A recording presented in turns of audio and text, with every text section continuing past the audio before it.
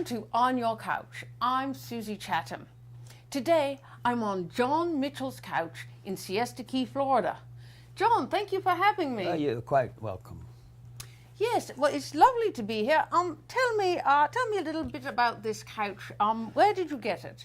It's not mine. Oh, it's not your No, couch. see, Is it we a are stolen? rent- Are we no, on a stolen couch? Yeah, well, to tell you the truth, I would not steal this couch. Oh, it's not sort of your style of couch? Yeah. It was here in the house when we rented it. What's your preference when it comes to couches? Do you sort of have a philosophy of couches? I like the Empire style Empire couch. Yes. style. Yeah. That sounds quite grand. They are, and they are elaborate, filigreed woodwork with wooden legs and wooden frame. And I grew up with such a couch, and so I like. And my mother used to sit on the couch and drink sherry, and talk about, Baudelaire. I see. Yes, Well. yes, she loved Baudelaire. Ma mère elle était française. Oh, your mother was French. Very interesting. Yes, Did she loved couches. She loved couches. Yeah. All right. And she quote Baudelaire. She would quote Baudelaire. Yes, she would sit on the beach and quote Baudelaire. And we used to say Baudelaire on the beach to her, and she's, oui, okay, I can do that for you. And she would say, oh my God, I'm going to fall asleep. Well, let's get back to couches now. Tell me, have you had any religious conversations on this couch, for example? Yes, I have proven to whoever I'm on the couch with that God is the Son, and vice versa. Now God, okay. God, as you know, He's the creator of all things, right? Yes. Yes. Well, the Son is what makes the rivers flow and the wind to blow. And He even created the actual planet. So, that's God. I proved that on our couch at home.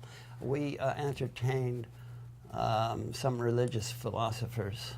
There was a Sufi gentleman there. There was a Hindu. A Muslim mystic, I believe. Yes, a Sufi, he was a mystic. Yes, and there was a Hindu, and there was a Buddhist, and there was a Christian, and there was a Jew, and there was an Islam man of Islam. This is going to be a good joke, I can tell. No joke. Yeah, they all agreed. They all agreed. Oh, all right. I thought they were going to walk into a bar or something, That's usually what they do when you have a group like that, and then the bartender asks them a question, and Yeah, there is. And there's a like punchline. Do we have a purpose? And if so, what is that purpose? Or is it for each person to discover his own purpose? A lot of religions have this destruction of one system and then the rebirth of another. The Aztecs had that, and Mayans. Anyway, maybe God, the Son, He liked what He had here, the earth. But He decided, this is too good. You can't have any meaning without no meaning. And so He decided to destroy the earth. And the way He did that was He created Adam and Eve. And what's the first thing they do? They get themselves into trouble. Right? So if that's the beginning, according to the Christian myth, that's the beginning, and we are facing the end. So our purpose is to destroy the earth. Yes.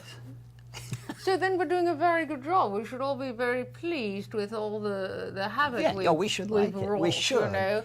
We should. The weapons, the destruction of the environment is we're all moving in the right direction. Flooding. Well, you know what? That is such a relief to me, John, because all this time I was really feeling bad about that. But now I feel pretty good. Well, no, you can still feel bad about it. You can fight God. But here's another question: what happens to you when you die? You just disintegrate. However, you don't really disintegrate because I think, I've forgotten the percentage, but a high percentage of us is carbon. Carbon never disappears from the atmosphere. It's all trapped in there. And so it can reform into another being. And therefore, you know, you get recycling.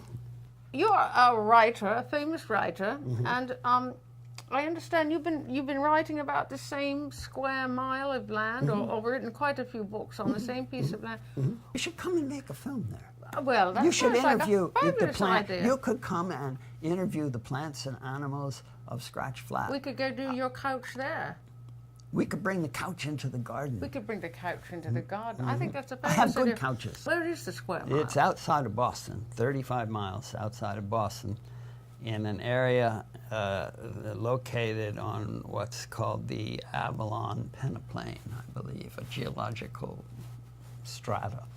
There are no people on this land. And then about it's all ice. 60,000 years ago, huge glacier comes down, mile deep. And then about 15,000 years ago, it's pulling back. And you know what comes following the ice walls? People, what we call Indians, they're the really Siberians. The Siberians, you know, they're the first immigrants. You know, did you know that? I did not know Yeah, that. they're the first immigrants to this. We're in North America, right? Is that where the Boston accent comes from? The Siberians? Yeah, I think so. There are a lot of... I always thought I detected a note of, No. I think the Boston accent is actually Neanderthal. I'm pretty sure. You know, they talk. You know how they talk. You know, that's the Neanderthal accent. Yeah. Okay. Another thing. They drive like Neanderthals. They as do. well, No, don't no. They drive more like Siberians? Cro-Magnon. You know. Cro-Magnon. Yeah, yes. yeah. Okay, so this square mile we're talking about. Yeah. So the Siberians came. The Siberians came. They lived there for 14,900 years. My math's not too good, but before 1620, they came over, these Europeans. Now, if there is an example of bad immigrants, it's the Puritans and the Pilgrims. The English, they come over and they kill the natives. You got a green card? You know,